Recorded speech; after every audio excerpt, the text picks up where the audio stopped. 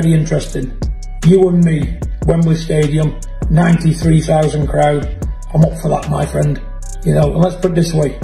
You've had plenty to say, I have, I'll stand by every word I've said. John Fury just sent Carl Froch an email requesting an exhibition fight at Wembley Stadium in response to their recent turmoil. Froch, a former world boxing champion, warned Fury Sr. that going up against him in the ring would be foolish. Check out with 10-ounce gloves on, it wouldn't last very long. And if you're talking about kicking up the arse and giving me a slap, when you see me, that's a totally different story. That's a roll around on the cobbles. And trust me, you don't want to go there with me. In fact, Jordy from the Pain Gain podcast continued her explanation on why fighting Froch is the worst thing John Fury could What fighter you've met is like the toughest fighter? And he said to me, like, if I'm ever in a bit of bother, the man I want standing next to me at a pub or whatever is called fucking Froch. The guy is as game as they come. He will never ever back. What's new in the drama between John Fury and Carl Froch? Will we see these two fight it out in the ring at Wembley?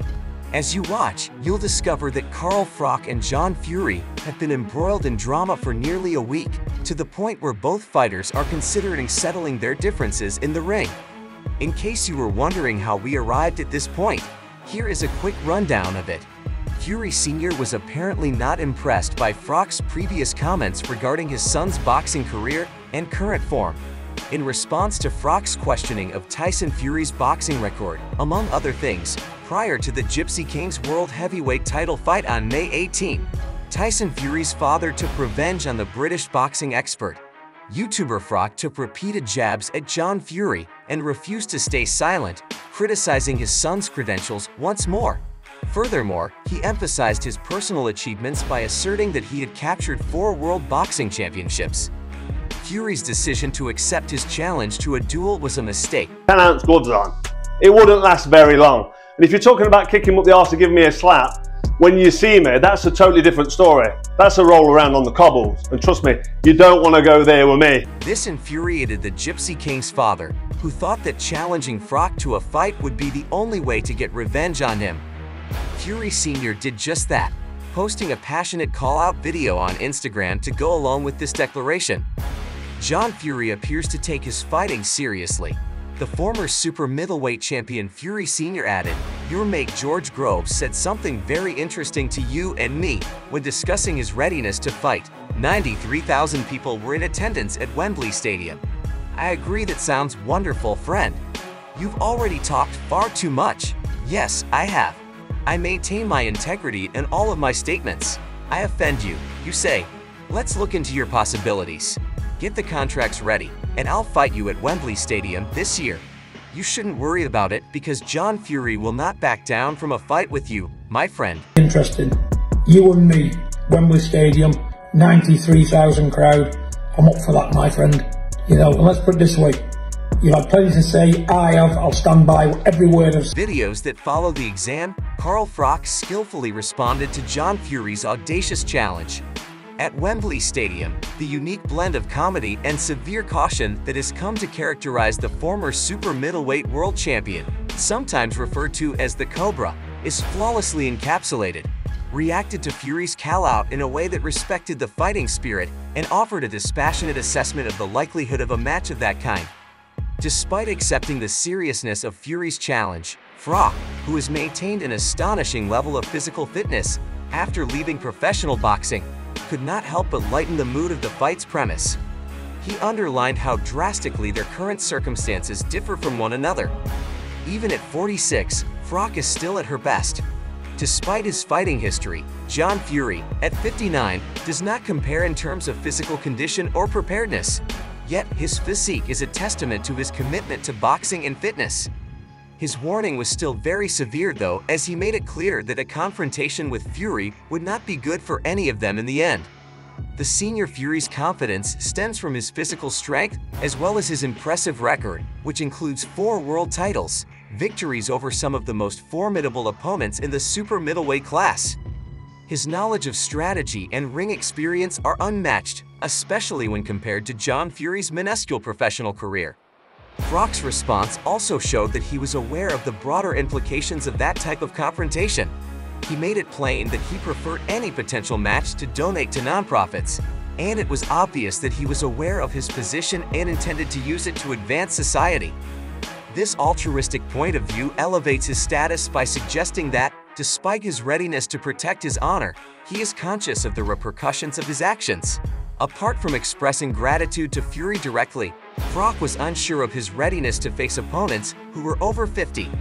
Froch brought up the fact that Fury had previously declined a challenge from Mickey Theo, which had garnered some attention, and proposed that Fury fight Theo or former Irish boxer Joe Egan to show off his fighting prowess before any serious consideration of a matchup with Fury could be made. Though Froch was unsure if Fury would be serious about fighting straight away, this criterion was put in place to evaluate Fury's talents and readiness for a boxing match. Furthermore, Genuine Jerry of the Pain Game podcast shared his opinions on the state of affairs, concentrating on John Fury's critique of Carl Froch.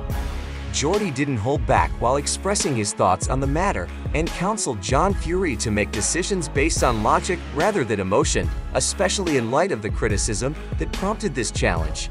Jordan's advice highlights how important it is to maintain composure in the face of public criticism, a lesson that is applicable outside of the boxing world. Which fighter do you think is the hardest to ever fight? He informed me that if I ever get into trouble, the man I want standing next to me at a bar or anywhere else is __. He is an ardent homosexual who never falters in his judgment. Genuinely, if this fight goes forward, Jordy listed Carl's many advantages. He pointed to Carl's flawless physical condition as evidence of his years of disciplined training and his dedication to the sport. He also listed Carl's amazing career accomplishments, like his 4 world championships, which not only showed his skill, but also his experience in high-stakes competitions. Jordan's analysis suggested that Fury's better ring experience and tactical abilities would tilt the odds of a battle between Froch and Fury.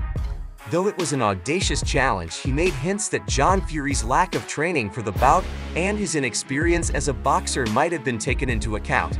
In fact, Jordan's evaluation of this potential match serves as a reminder of the challenges present in combat sports, where emotion and passion must be matched with physical training and logical intellect.